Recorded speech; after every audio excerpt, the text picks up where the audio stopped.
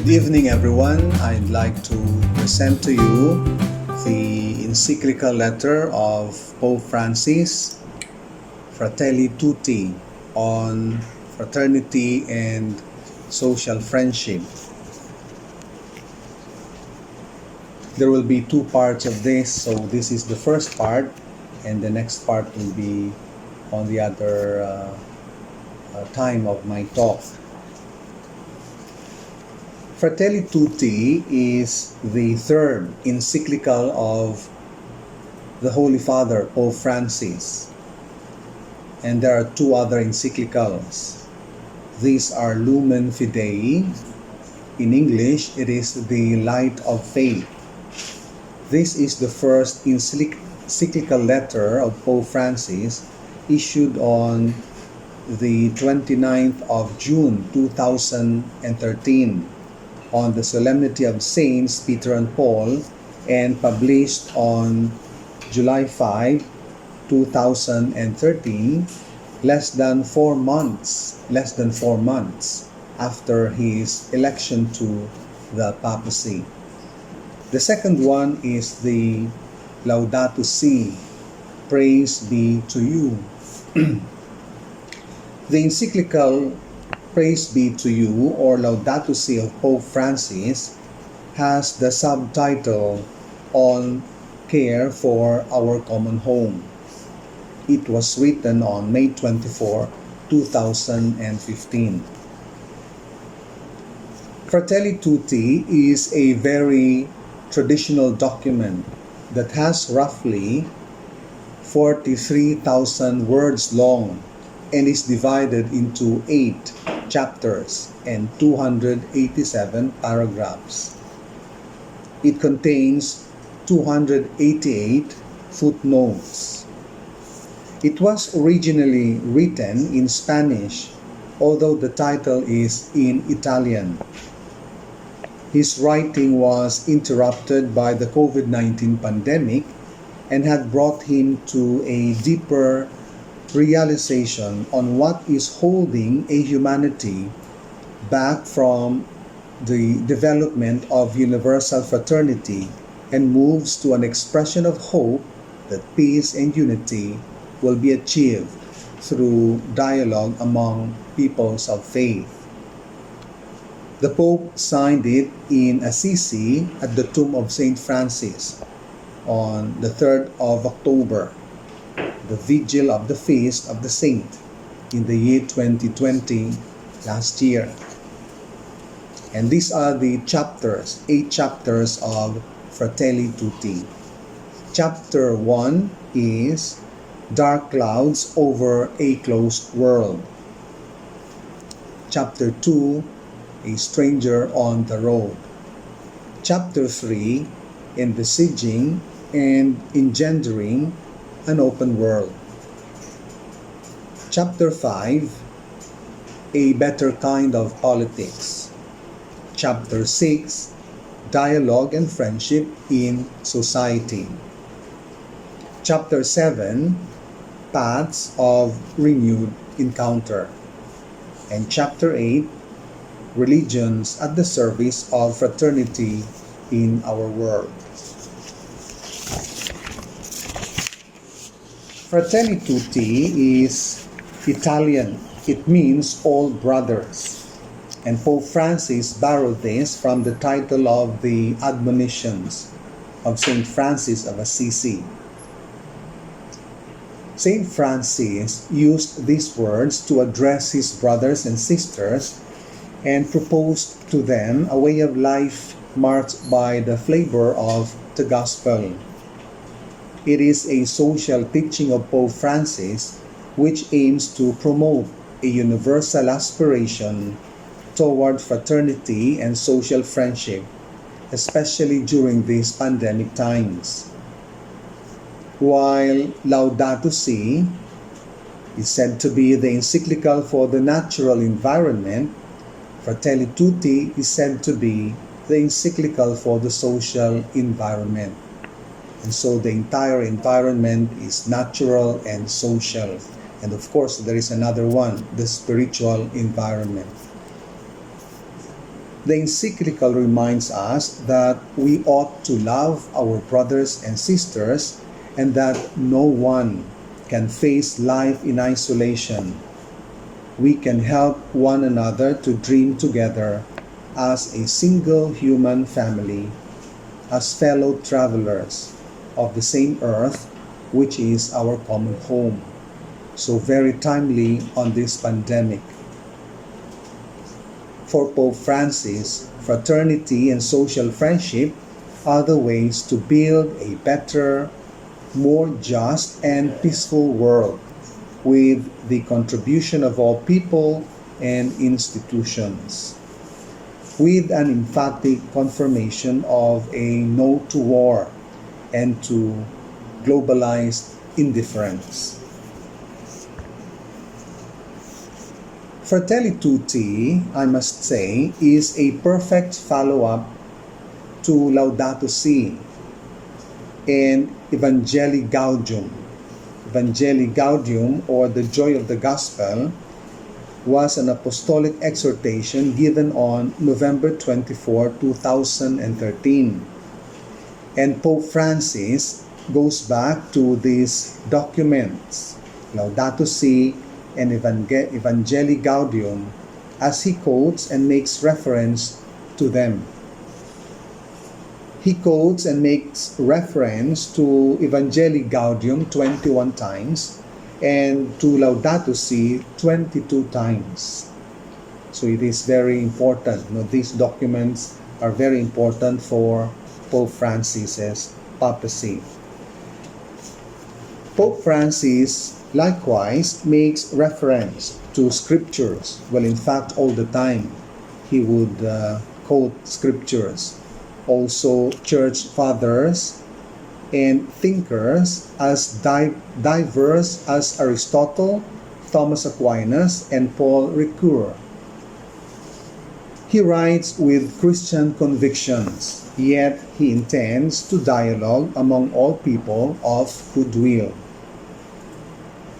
It is not a surprise when he manifests esteem for the wisdom of Rabbi Hillel and Mahatma Gandhi, and that he highlights the 2019 document on human fraternity for world peace and living together that he signed with the Grand Imam Ahmad al-Taib of Al-Azhar.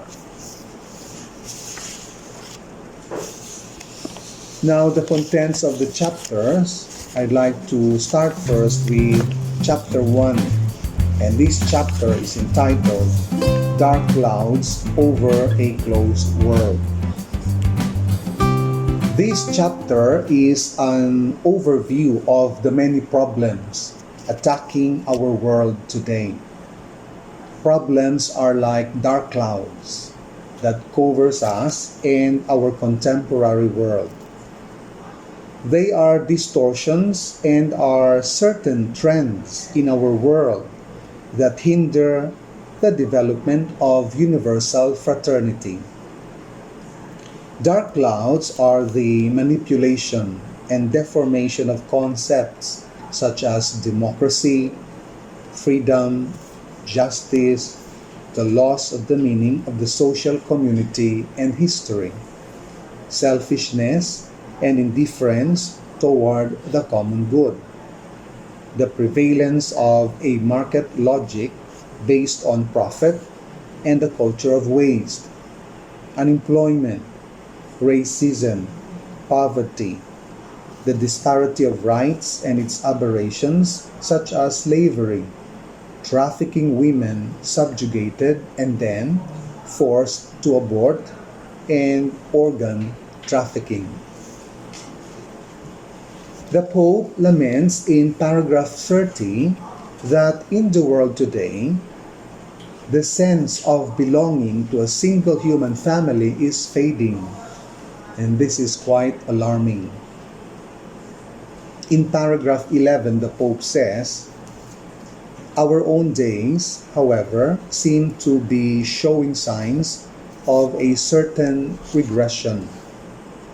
Ancient conflicts, thought long buried, are breaking out anew, while instances of a myopic, extremist, resentful, and aggressive nationalism are on the rise.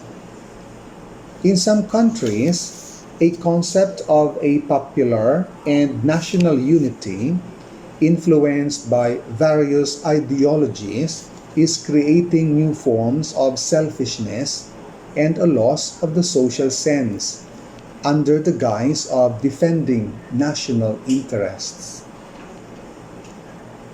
In paragraph 12, the Pope says, "Opening up to the world is an expression that has been co-opted by the economic and financial sector and is now used exclusively of openness to foreign interests or to the freedom of economic powers to invest without obstacles or complications in all countries. Local conflicts and disregard for the common good are exploited by the global economy in order to impose a single cultural model. This culture unifies the world, but divides persons and nations. For a society becomes ever more globalized, it makes us neighbors, but does not make us brothers. It makes us neighbors, but does not make us or makes us brothers. We are more alone than ever in an increasingly massified world that promotes individual interests and weakens the communitarian dimension of life. Indeed, there are markets where individuals become mere consumers or bystanders. As a result, there is a growing loss of the sense of history, which leads to ever further breakup, a kind of deconstructionism, whereby human freedom claims to create everything starting from zero is making headway in today's culture. The one thing it leaves in its wake is the drive to limitless consumption and expressions of empty individualism.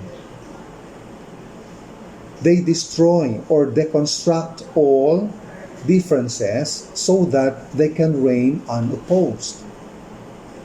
To do so, however, they need young people who have no use for history, who spurn the spiritual and human riches inherited from past generations and are ignorant of everything that came before them. In paragraph 14, the Pope says, "These are the new forms of cultural colonization.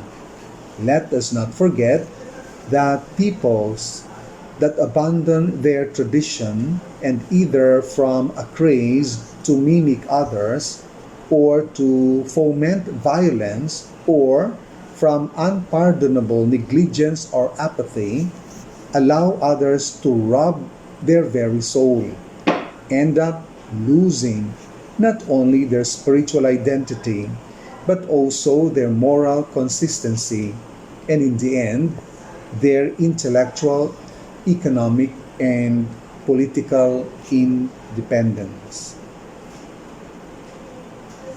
One effective way to weaken historical consciousness, critical thinking, the struggle for justice, and the processes of integration is to empty great words of their meaning or to manipulate them.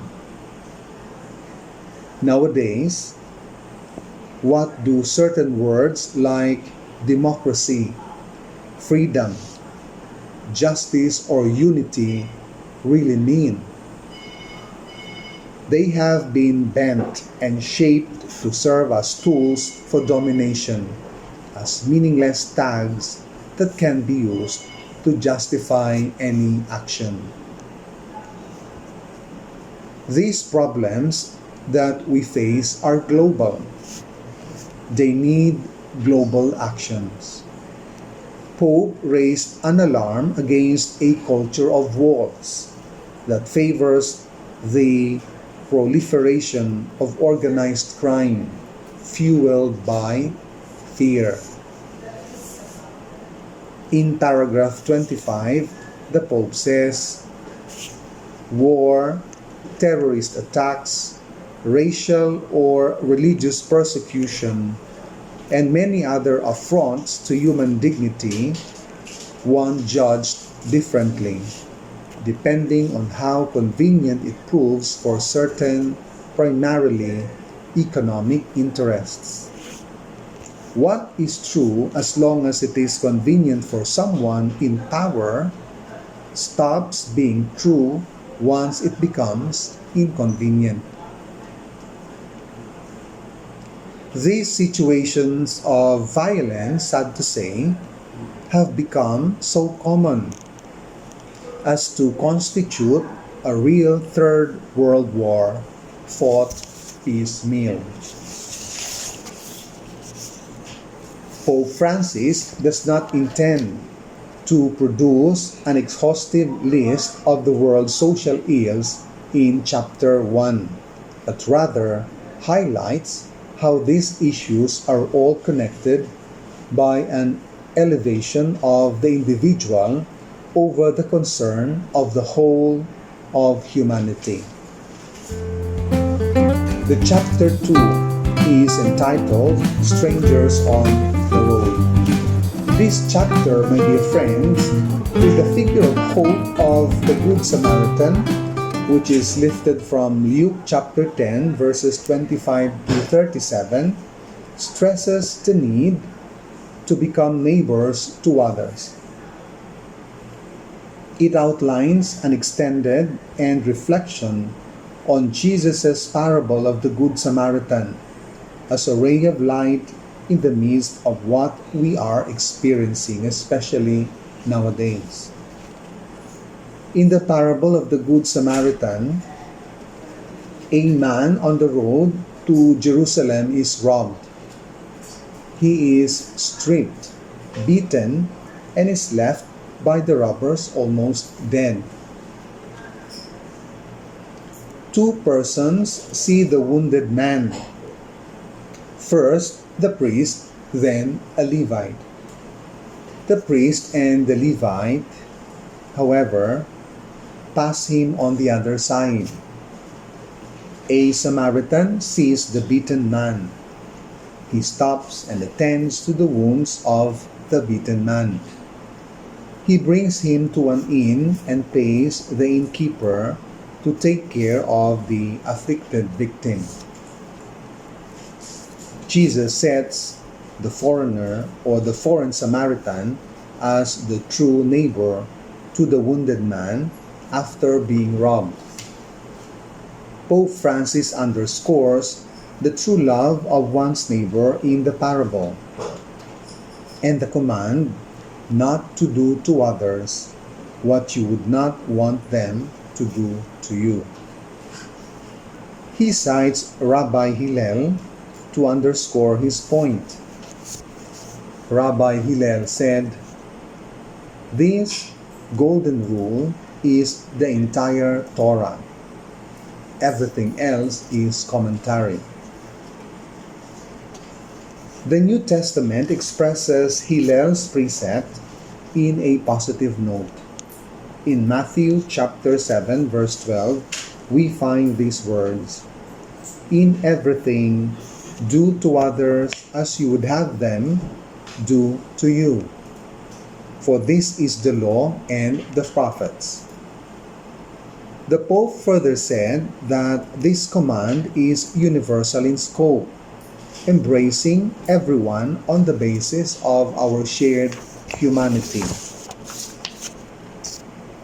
Although this letter of the Pope is addressed to all people of goodwill, he said, regardless of their religious convictions, the parable is one that any of us can relate to and find challenging. In paragraph 62, Pope Francis said that we can better understand the significance of the parable of the Good Samaritan in the love that does not care if a brother or sister in need comes from one place or another. For love shatters the chains that keep us isolated and separate. In their place, it builds bridges. Love enables us to create one great family where all of us can feel at home. Love exudes compassion and dignity. Love exudes compassion and dignity. In paragraph 64, Pope Francis said, we need to acknowledge that we are constantly tempted to ignore others, especially the weak. Let us admit that for all the progress we have made, we are still illiterate when it comes to accompanying, caring for, and supporting the most frail and vulnerable members of our developed societies. Let us admit that, Pope Francis said, for all the progress we have made, we are still illiterate when it comes to accompanying, caring for, and supporting the most frail and vulnerable members of our developed societies. We have become accustomed to looking the other way, passing by, ignoring situations until they affect us directly. These are symptoms of an unhealthy society. Symptoms of an unhealthy society. A society that seeks prosperity but turns its back on suffering, the Pope said in paragraph 65. May we not sink to such depths, the Pope said, and let us look to the example of the Good Samaritan. The Pope, in his reflection, sees the parable a reminder that natural love we experience for family members should be consciously extended to those who are strangers to us. This call for strangers, or call to care for strangers in need, has its roots in Judaism, and Pope Francis highlights that this care must be expressed both personally, case by case, and communally, united as a family. Each new day should be seen as an opportunity to include, integrate, and lift up the fallen, rather than an arena for our own power plays. There is a call for all of us to overcome prejudices, personal interests, historic and cultural barriers. We are co-responsible in creating a society to become a people, a community, constant and tireless in the effort to include, integrate, and lift up the fallen. In paragraph 85, the Pope reminds all followers of Christ to recognize and include those excluded in the society. It is a Christian attitude to do so. On the other hand, to use one's faith to support varieties of narrow and violent nationalism, xenophobia, and contempt, and the mistreatment of those who are different are in no way can find excuses, since we have already our developed spirituality and theology. The Pope said, we have a great opportunity to express our innate sense of fraternity, to be good Samaritans who bear the pain of other people's troubles rather than fomenting greater hatred and resentment. The chapter 3 of Fratelli Tutti. In this chapter, the principle of the capacity to love according to a universal dimension is resumed.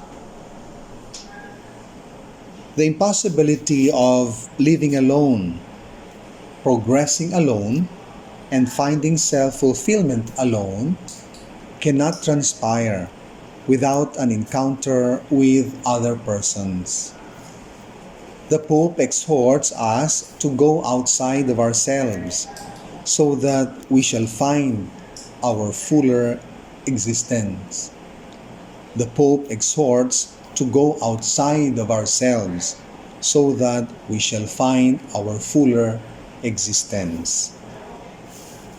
While promoting true universalism, the Pope warns about a false kind of globalism. False globalism tries to make everyone uniform and destroys the rich gifts and uniqueness of each person and each people.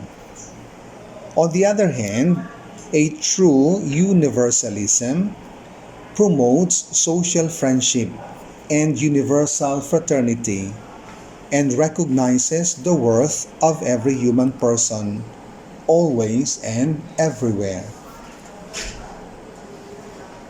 Social friendship must be grounded in benevolencia. Benevolencia is the virtue that wills the good of others. Benevolence is expressed through solidarity and caring for the vulnerable. It also requires care for our common home, our planet. People can develop certain habits that might appear as moral values like fortitude, sobriety, hard work, and similar virtues. The Pope said in paragraph 90, charity makes possible this moral virtue to foster openness and union with others. The spiritual stature of a person's life is measured by love. Love is always the prime reason which leads us to seek better the life of the other person. It opens us to the other according to the dynamism of charity, which makes us tend toward universal fulfillment. The Pope said in paragraph 95, love also impels us towards universal communion. No one can mature or find fulfillment by withdrawing from others. By its very nature, love calls for growth in openness and the ability to accept others as part of a continuing adventure that makes every periphery converge in a greater sense of mutual belonging. As Jesus told us in Matthew chapter 23 verse 8, you are all brothers. Love is born and nurtured in the family. In paragraph 114, the Pope said that the families are the first place where the values of love and fraternity, togetherness and sharing, concern and care for others are lived out and handed on. They are also the privileged milieu for transmitting the faith. In this chapter, the Pope underscores people's right to live with dignity. It cannot be denied to anyone, especially those who are vulnerable, poor, or suffering. Rights have no borders. No one can remain excluded, no matter where they are born. In economic terms, human dignity also entails the right to sufficient opportunities for his or her integral development. Francis here reiterates the Church's teaching of the common destination of created goods, which states that if one person lacks what is necessary to live with dignity, it is because another person is detaining it, or simply, if one is getting richer, another one is getting poorer. Rights to private property are derived from the universal destination of goods and therefore are subordinate to it. Pope Francis recognizes that this way of thinking is not common these days, but that if we accept the great principle that there are rights born of inalienable human dignity, we can rise to the challenge of envisaging a new humanity. In this perspective, the Pope calls us to consider an ethics of international relations, because there is no way to resolve serious problems of our world if we continue to think only in terms of mutual assistance between individuals or small groups, nor should we forget that iniquity affects not only individuals but entire countries. It compels us to consider an ethics of international relations. The Pope continues to make a specific emphasis on foreign debt issue. Subject to the principle that it must be paid, it is hoped nonetheless that this does not compromise the growth and subsistence of the poorest countries. He said that all legitimately acquired debt be repaid. The way in which many poor countries fulfill this obligation should not end up compromising their very existence and growth. The chapter 4 of Fratelli Tutti, a heart open to the whole world. The theme on migration, borders, and their limitations is dealt here in chapter 4. What's happening to the world and to the plight of immigrants bring us to find concrete embodiment, then numerous related issues emerge, forcing us to see things in a new light, to develop new responses. To guide what our responses would be, Pope Francis offers these 4 words: welcome, protect, promote, and integrate. Welcome, protect, promote, and integrate. Since it is an international concern, an international response is needed. Today, no state can ensure the common good of its population if it remains isolated, the Pope writes. It is a sad reality that there are leading causes why migrants run away from their homeland. Migrants run away from war, persecution, natural catastrophes, and unscrupulous trafficking.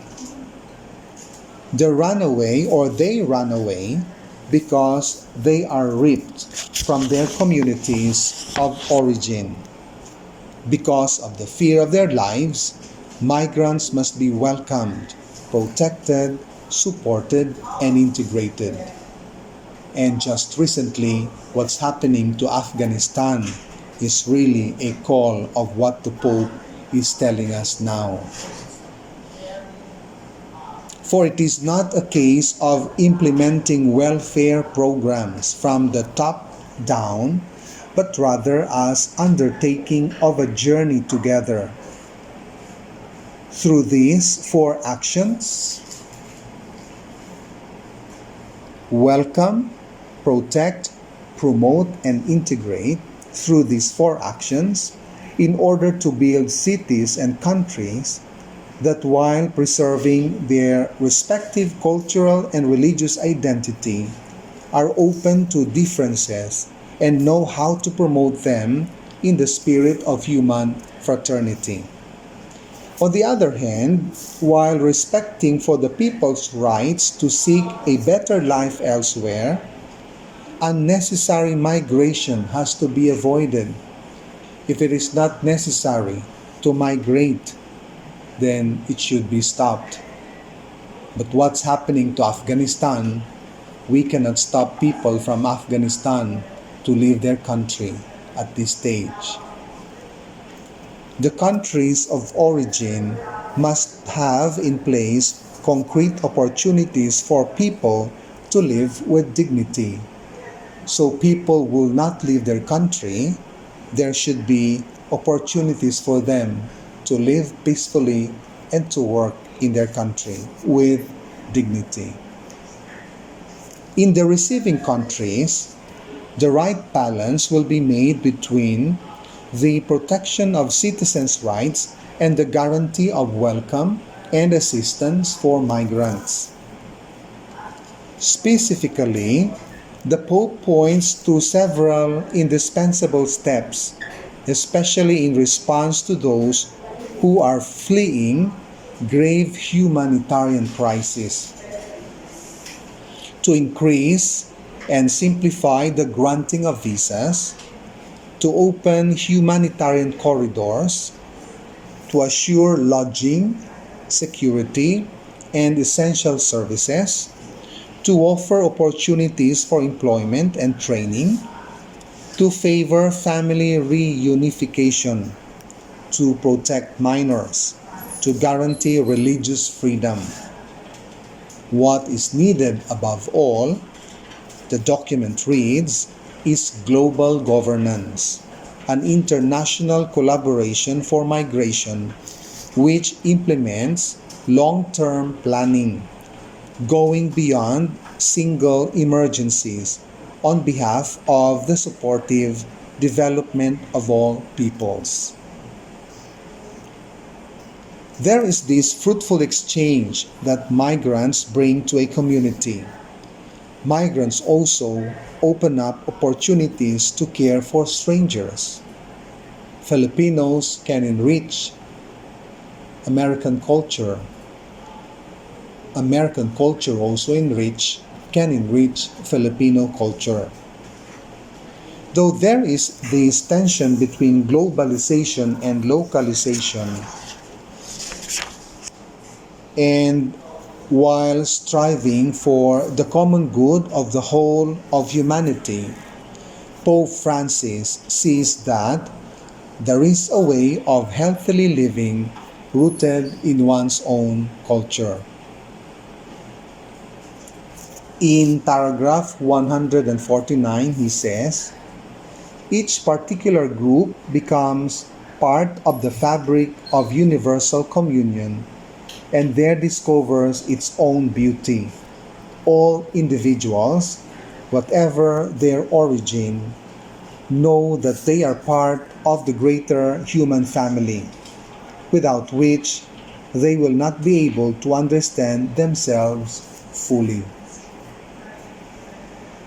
Seeing things in this perspective, we can see that no one, no culture, or no individual can achieve anything on its own. Human as we are embodied with limitations and incompleteness. These are not threat, but opens the truth that we truly need others to attain what we need to fulfill in life.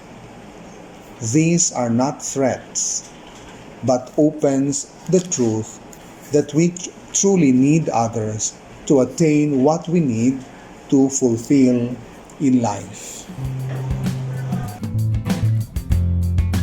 There is part 2 of this talk, and chapters 5, 6, 7, and 8.